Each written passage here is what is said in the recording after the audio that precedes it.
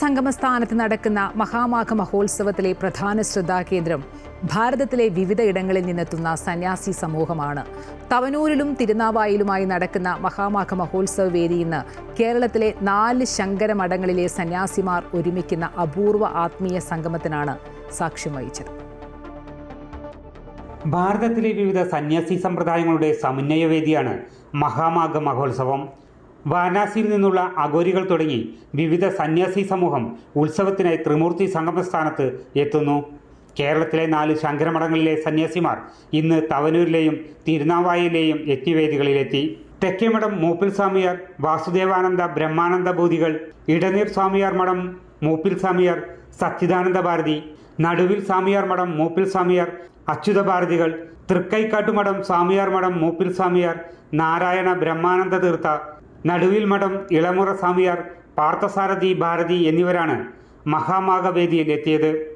തവനൂരിലെത്തിയ സ്വാമിമാരെ മാതാ അമൃതാനന്ദമയി മഠം, താനൂർ മഠാധിപതി സ്വാമിനി അതുല്യാമൃതപ്രാണ, സഭാപതി സംവിധാനന്ദഗിരി തുടങ്ങിയവർ സ്വീകരിച്ചു.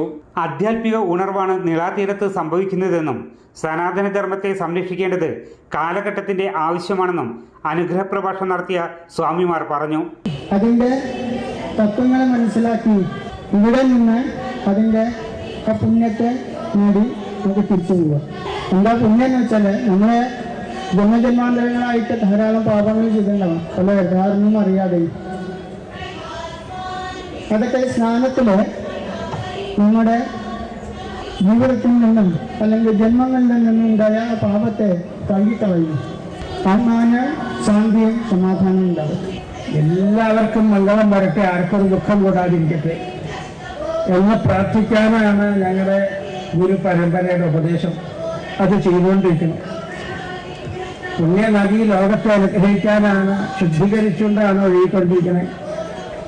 അങ്ങനെ പുണ്യനദിയുടെ തീരത്ത് ഏറ്റവും വലിയ നദി ഭാരത പുഴ മുളാനദിയുടെ തീരത്ത് എത്തിച്ചേരാൻ കഴിഞ്ഞ വലിയ ഭാഗ്യം. പണ്ടൊക്കെ ആൾക്കാർ ധാരാളമായിട്ട് വന്ന് സ്നാനം ചെയ്യുന്ന സമ്പ്രദായം ഉണ്ടായിരുന്നു. കാലക്രമത്തിൽ അതൊക്കെ കുറഞ്ഞു. തിരുനാവായിലെ യജ്ഞവേദിയിലെത്തിയ സ്വാമിമാർക്കും വൻ സ്വീകരണമാണ് ലഭിച്ചത്. മഹാമണ്ഡലേശ്വർ ആനന്ദവനം ഭാരതിയുടെ നേതൃത്വത്തിൽ സ്വാമിമാരെ സ്വീകരിച്ചു. അമൃത ന്യൂസ്, മലപ്പുറം.